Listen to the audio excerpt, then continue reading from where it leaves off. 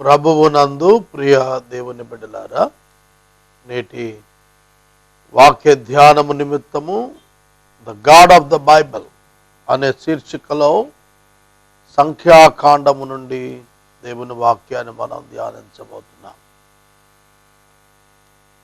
Episode సహకారం అందించేటువంటి దాతలు కావాలి. ప్రార్థించండి. ప్రార్థన. మమ్మలను మిక్కిలిగా ప్రేమిస్తున్న మా ప్రియ పరలోకపు తండ్రి, మీ పరిశుద్ధ ఘననామమునకు వందనములు, స్తోత్రములు. నేటి వాక్య ధ్యానము ద్వారా మాతో మాట్లాడండి.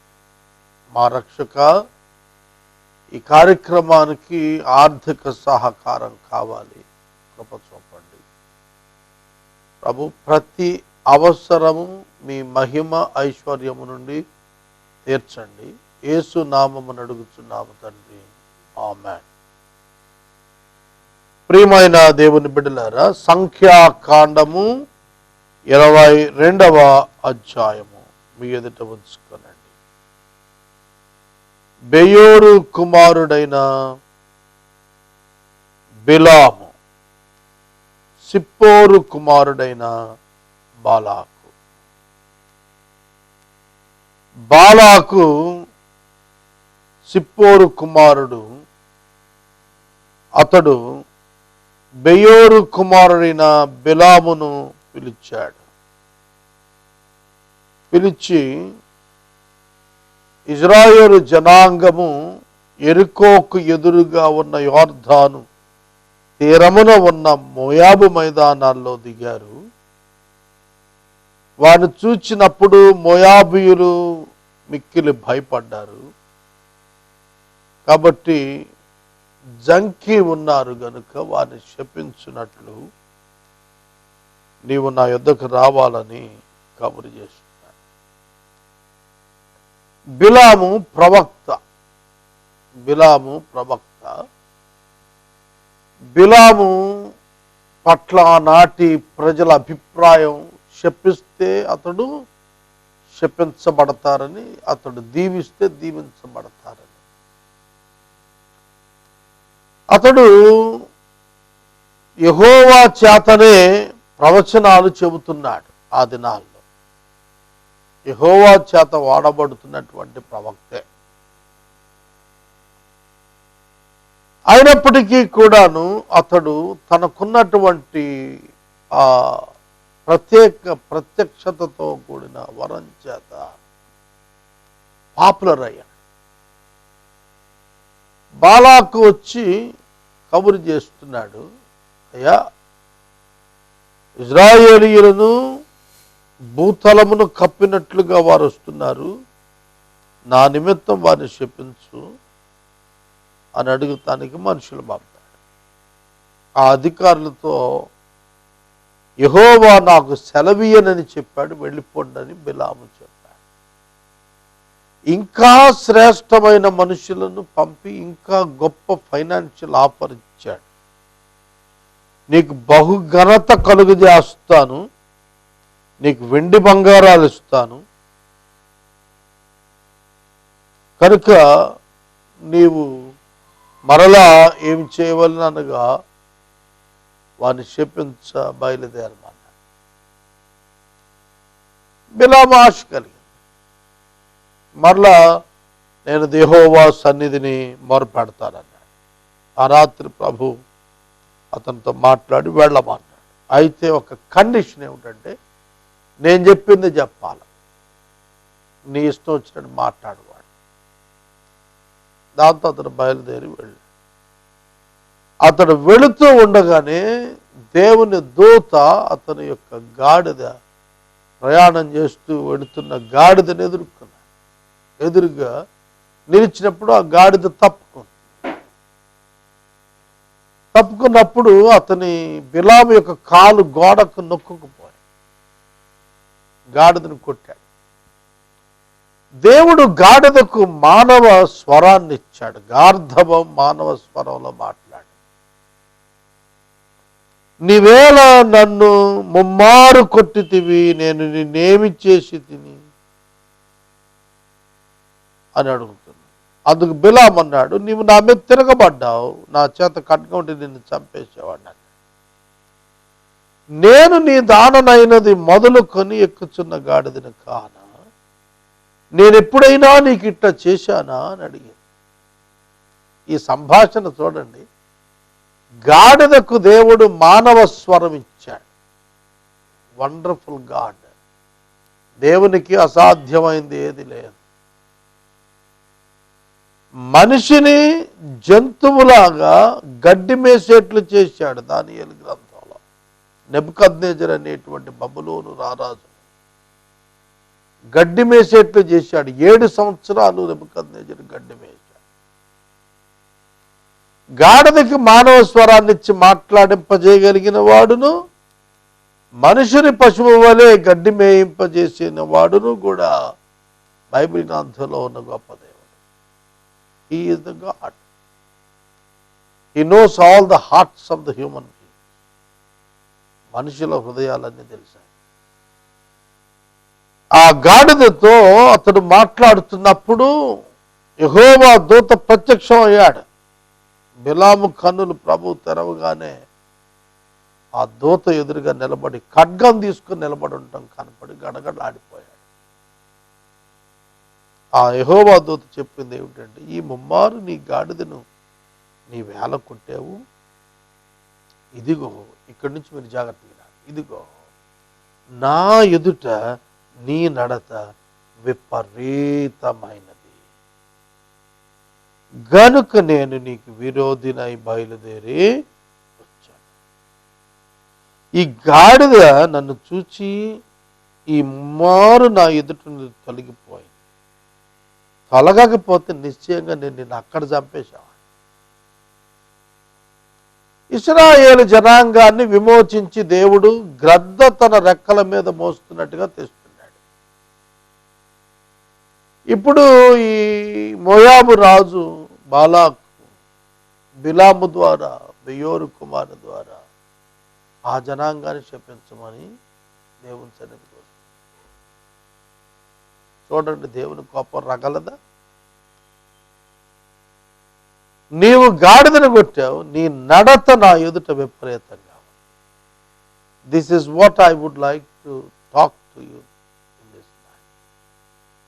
ఈ రాత్రి నేను మీతో మాట్లాడాలనుకుంటుంది అదే. నీ నడత దేవుని ఎదుట విపరీతముగా ఉంది. సహోదరుడు, ప్రభువు మన నడత చూస్తున్నాడు, మన నడక చూస్తున్నాడు, మన హృదయాన్ని చూస్తున్నాడు, మన యొక్క తలంపులను పరీక్షిస్తున్నాడు, మన ఆలోచనలను చూస్తున్నాడు. గుర్తుపెట్టుకోండి ప్రియమైన దేవుని బిడ్డలారా, ఆలోచనలను చూస్తున్నాడు. అవును, ఆయన సమస్తం ఎరిగినటువంటి వాడు. ఆయనకు అసాధ్యమైంది ఏది లేదు.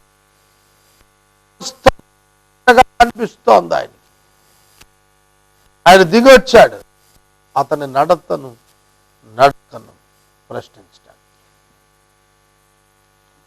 నీవు ఎంత గొప్ప సేవకుడవైనా కావచ్చు, నువ్వెన్ని వరములు కలిగిన వాడవైనా కావచ్చు, but with the intention of making money, if you want to perform anything in the name of God, God will never allow that. దేవుని పేరిట నువ్వేం చేయటానికి చెడ్డ ఉద్దేశంతో నువ్వు ముందుకెళ్ళినా ఆయన నిన్ను ఒప్పుకోడు. జార్ఖండ్ రాష్ట్రంలో ఈ నెల ఆగస్టు 12వ తారీఖున state government anti conversion bill pass చేసుకుంది.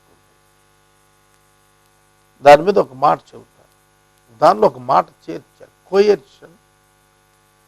అంటే బలవంతంగా ఎవరైనా మైనర్ పీపుల్ని మార్చినట్లయితే ఆ పదం అమలులో పదంగా చూపించినప్పుడు no problem at all. It is already written in the Constitution of India about the illegal conversion. అంతేకాకుండా బాలురపై మతం రుద్దే యత్నం ఎవరు చేసినా వాళ్ళు కంప్లైంట్ చేసినప్పుడు అది చట్టంలో ఉన్నది. మరి దాని గురించిన ఇబ్బంది ఏమిటి? Again why they are imposing another act on this? దాని వెనక ఉద్దేశం ఉంటుంది. That should be questioned.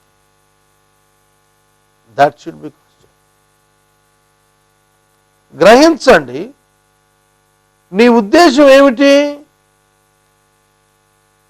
డబ్బు ఆర్జన, ధనాపేక్ష, బిలాము. ధనం కోసం ఇజ్రాయిల్ని శపించడానికి వెళ్తావా? చెప్పండి, దేవుడు నీకు వరం ఇచ్చింది ఎందుకు? ఇతరులకు సేవ చేయటానికి, ఇతరులను ఘనపరచడానికి, ఇతరులను ఆశీర్వదించడానికి. కనుక ఎవరిని శపించాలి? నీకున్న వరమున నువ్వెవరిని శపించాలి? దుష్టుల్ని శపించితే దట్స్ ఫైన్, సమాజానికి మేలు జరిగేది.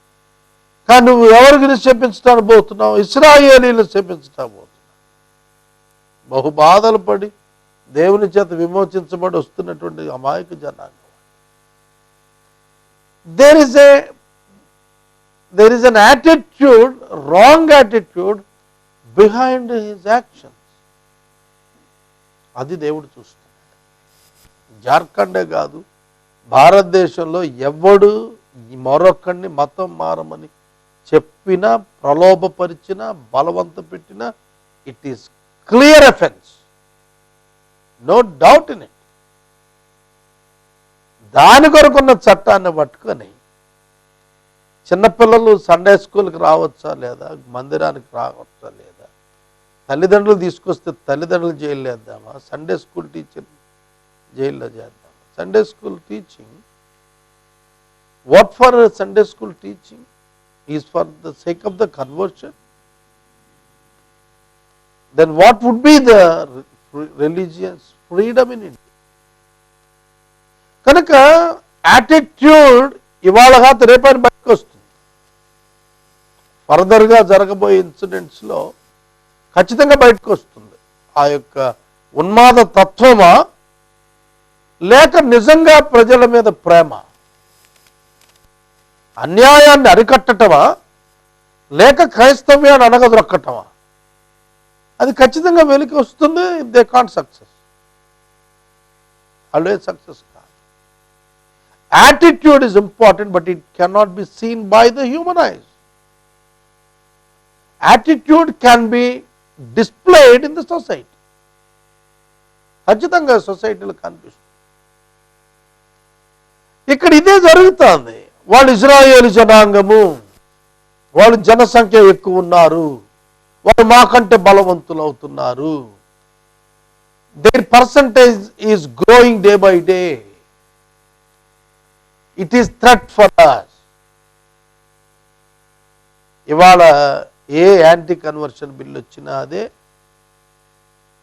దళిత్స్కి ఎస్సీ స్టేటస్ క్రిస్టియన్ రిలీజన్ అంగీకరిస్తే పోతుందంట.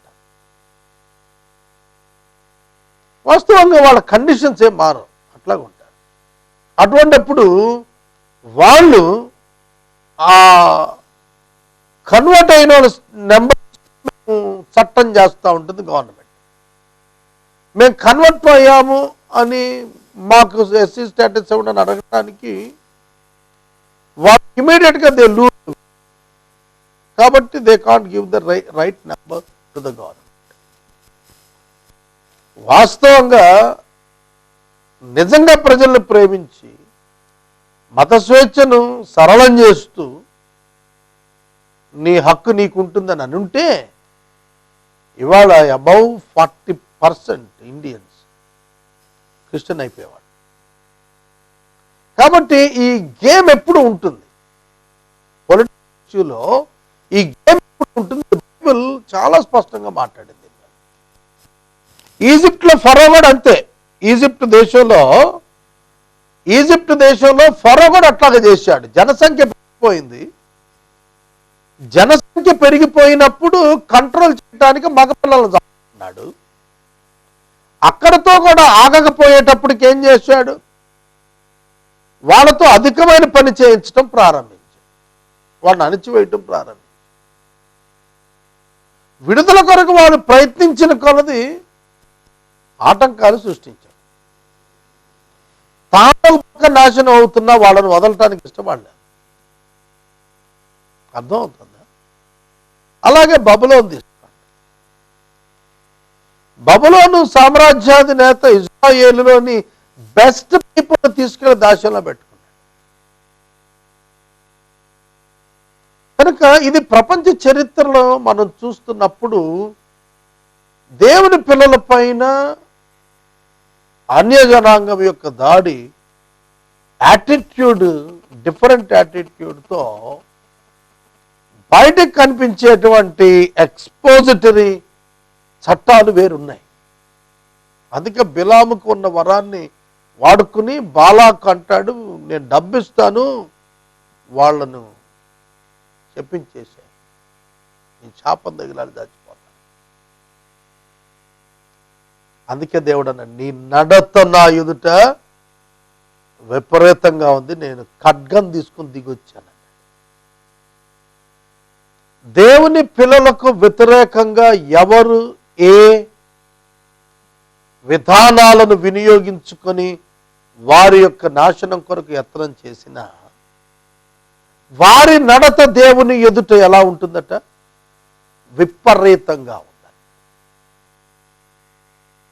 ప్రియమైన దేవుని బిడ్డలారా, అపోస్తల కార్యముల గ్రంథము 12వ అధ్యాయంలో హేరోదు యూదులకు ఇష్టమని అపోస్తలుడైన యాకోబును ఖడ్గం చేత నరికించాడు. అదే హేరోదు ప్రజలు పొగడగా నీ స్వరము దైవ స్వరమని పురుగులు పడి అక్కడ చనిపోయినాడు. దేవుడు మొత్తాడు. మీరు గమనించాలి, నడత విపరీతమైనది. 12వ అధ్యాయంలో మనం చూస్తున్నప్పుడు పేతురును కూడా బంధించి తెచ్చి ఉంచాడట లోపల. ఎందుకో ఇది యూదులకు ఇష్టము. హేరోదు గవర్నమెంట్, యూదులు majority religion, Christian minority religion.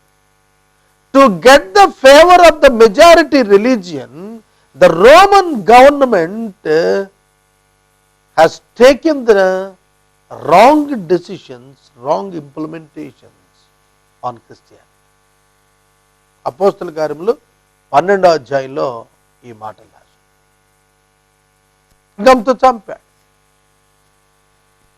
క్రైస్తవుల యొక్క జనసంఖ్య పెరిగిపోతోంది. సన్హెద్రిన్ సభ కలవరపడుతోంది. జూయిష్ పార్లమెంట్, అది యూదుల యొక్క పార్లమెంట్ లాంటిది. డెసిషన్ మేకింగ్ గ్రూప్ అన్నమాట, 70 మంది. వాళ్ళు సౌలు అనే యువకుడిని పిలిచి తాకీదులు ఇచ్చారు. Go and persecute the Christian and decrease the number of Christians. అర్థమవుతుందా? వాళ్ళను చెదరగొట్టేసాయి, చంపేసాయి, బెదిరించేసాయి అని చెప్పి తాకీదులు ఇచ్చారు. తన టీంతో అశ్వాల మీద బయలుదేరి దమస్కు మార్గంలో వెళ్ళిపోతున్నాడు. ఆ సౌలును దేవుడు ఆకాశములో ప్రత్యక్షమై పౌలుగా మార్చకపోతే ఎంత దారుణం జరిగేదో. అప్పటికే భక్తుడైన స్టెఫెనును రాళ్లతో కొట్టి చంపించేశాడు. అతని వస్త్రాలు తెచ్చి సౌలు పాదాల దగ్గర పెట్టారు. He accepted the death as the performer of the event. ఆ క్రియను సమర్థించిన వాడిగా సౌలు కనపడ్డాడు. మీరు గ్రహించాలి. నీ నడత విపరీతమైనది. సౌలా సౌలా, నీవేళ నన్ను హింసిస్తున్నావు. సౌలా సౌలా, నీవేళ నన్ను హింసిస్తున్నావు. నీవెవడవు ప్రభు అనగా, నీవు హింసించుచున్న నజరేయుడైన యేసు. He lost his sight. కళ్ళు గుడ్డువైపోయాయి. తడవలాడుకుంటున్నాడు. God converted his heart. అతని హృదయాన్ని దేవుడు మార్చివేశాడు. నడత విపరీతమైనదిగా ఉన్నది. నేను దిగివచ్చి సహోదరుడా, సహోదరు, నేను మనవి చేస్తున్నాను, ఎవరి నడత విపరీతంగా ఉన్నా వారు నాశనము తప్పదు.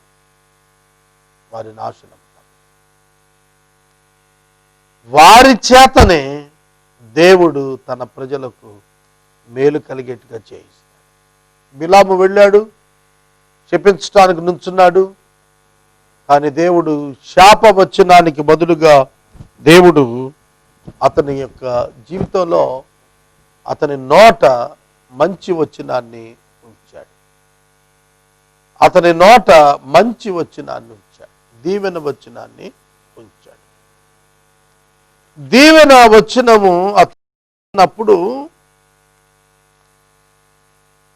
బాలాకు చాలా బాధపడ్డాడు. అయ్యా, ఏమి ఈ విధంగా చేశావు? నేను నీకు ముందే చెప్పాను కదా, యెహోవా నాకు ఏది ఇస్తే అదే పలుకుతాను తప్ప నాకేమైనా శక్తి ఉందా ఇతరులు మాట్లాడటాక? నేను ముందు చెప్పాను కదా.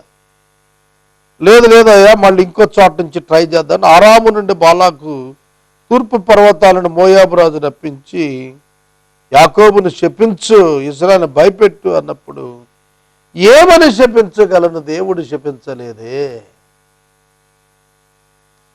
ఇక్కడ మోయాబు రాజు గుర్తించాల్సింది ఏంటంటే, పాలకుడు గుర్తించాల్సింది ఏంటంటే, దేవుని ప్రజలు నువ్వేం చేయలేవు.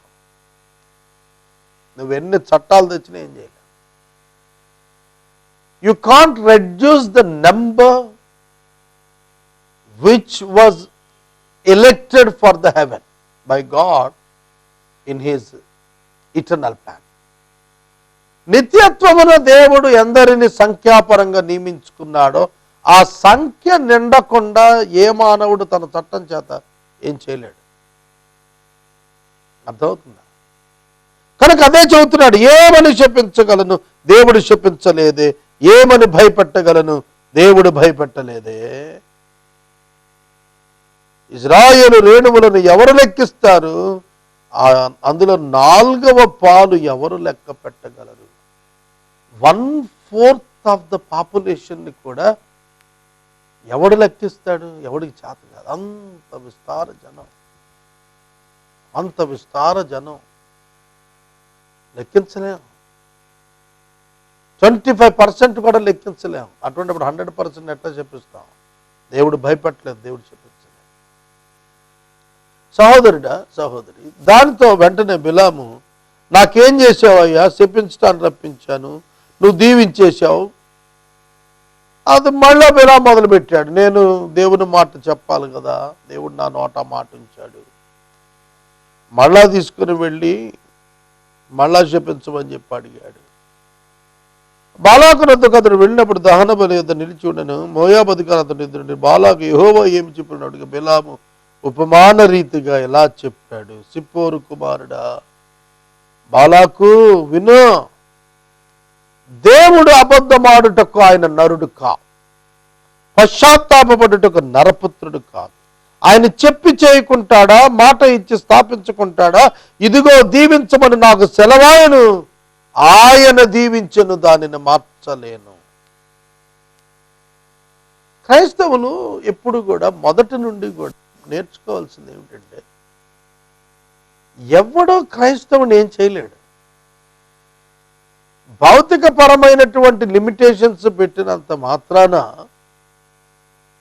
క్రైస్తవుణ్ణి ఎవరు ఏం చేయలేరు. దేవుని పిల్లలను చరిత్రలో యూదుల కాలం నుండి కూడా నేటి వరకును ఎవరేం చేయలేరు. ఎవరేం చేయలేరు అన్నప్పుడు they may kill but they can't send them to the hell fire. ఒక మనిషిని చంపేస్తే అక్కడతో చరిత్ర అయిపోయింది అనుకోవటం అవివేకం. తీర్పు దినాన చంపిన వాడు అగ్నిగుండాన్ని పంపబడతాడు, చంపబడిన వాడు పునరుద్ధానాన్ని పరలోకానికి వస్తాడు. అర్థమవుతాను. ఆ ట్రూత్ బైబిల్ ఎప్పుడో చెప్పింది. అందుకని క్రైస్తవుడు మరణానికి భయపడ్డాడు. హెబ్రీ పత్రిక 11వ అధ్యాయం అక్కడే చాలా తేటగా చెప్పింది.